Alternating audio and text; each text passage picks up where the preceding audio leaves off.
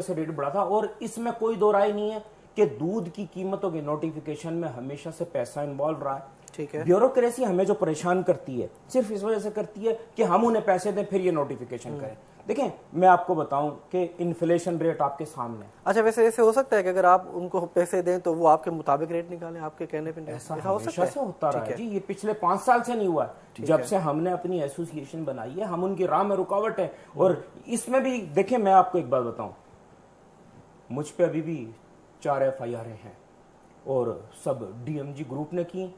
क्योंकि मैं आपको बताऊं कि हर इदारे में जैसा इस माशरे का हाल है इसी तरह हमारे इदारों का हाल है। करप्ट लोग हैं, करप्ट लोग मौजूद हैं और इनके आलाकार वो हमसे पैसे लेते हैं, इन्हें पैसे देते हैं और ये नोटिफिकेशन करते थे।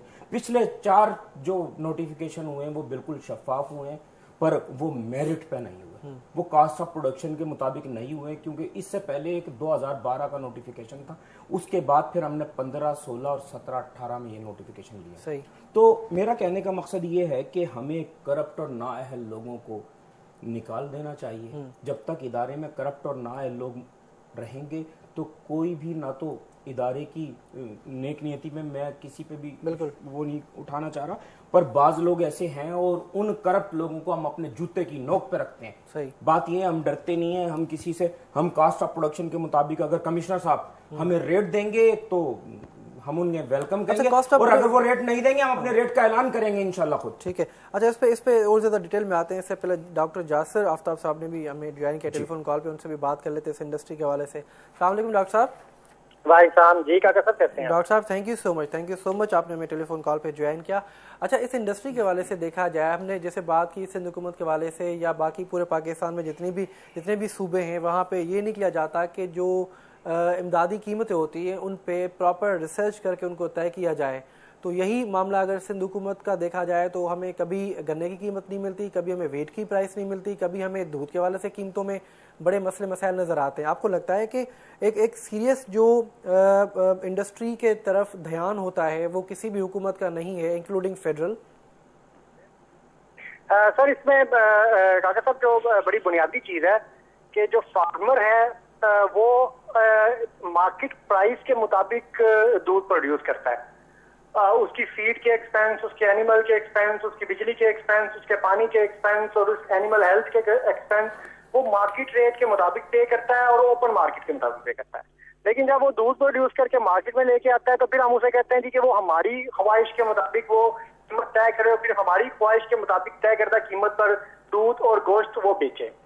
इसमें आपको जो है ना वो प्राइस कैपिंग को खत्म करना चाहिए और प्राइस कैपिंग खत्म करके डिमांड एंड सप्लाई का जो बेसिक प्रिंसिपल है मार्केट का, उस पे आप इसको सेल करवाएं और सेल करने के बाद वो फार्मर अपनी कीमत के मुताबिक ओपन मार्केट के मुताबिक इसको सेल करे ताकि उसको जो कीमत है वो मिले और वो उसी कीमत के मुताबिक वो अपना प्रॉफिट भी अर्न करे। उस पर डेफिनेटली जब आप डिमांड एंड सप्लाई के प्रिंसिपल पे जाते हैं तो उससे 2 फायदे होते हैं।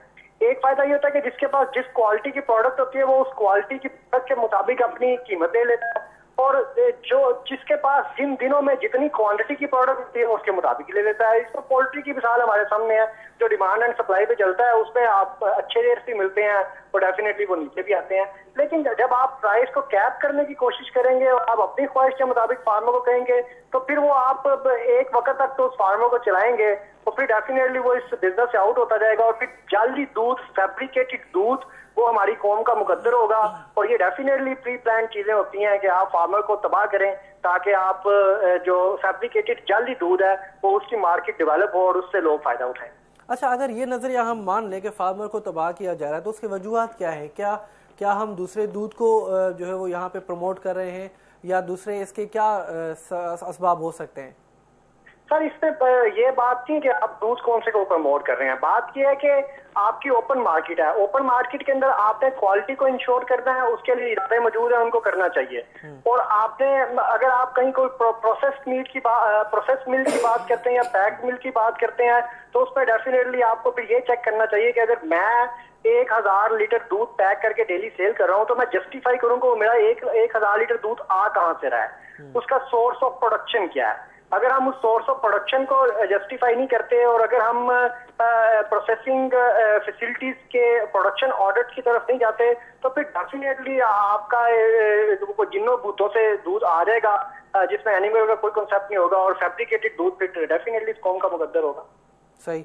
एक और सवाल आपसे करना चाहूंगा जायसर साहब, वो ये कि अगर प्रॉपर प्लानिंग की जाए, प्रॉपर पॉलिसीज दी जाएं, इस वक्त जो हालात हैं मार्केट के या जो महंगाई के हवाले से जो हालात हैं, तो क्या किया जा सकता है? ऐसी कैसी पॉलिसी दी जाए कि फार्मर के लिए बेहतरीन हो? बेसिक पॉलिसी में एक तो प्राइस कैपिंग को खत्म करना चाहिए, आप प्राइस डी कैप करें डेयरी प्रोडक्ट्स की, और दूसरा जो आपके प्रोविंसेस के लाइवस्टॉक डिपार्टमेंट है वो अपने सर्विस डिलीवरी सिस्टम को स्ट्रेंथन करें, उसको 100% एफिशिएंसी पे लेके आए।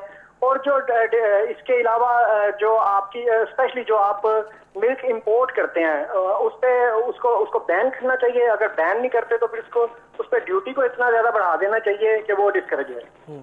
ठीक है डॉक्टर साहब, थैंक यू सो मच, आप हमारे साथ मौजूद रहे, थैंक यू। अच्छा, जो इम्पोर्ट के हवाले से जो बातें हैं शाकिर साहब, वो ये कि आप कितना करते हैं, क्या पिछले सालों में जो फिगर है वो बढ़ता चला गया है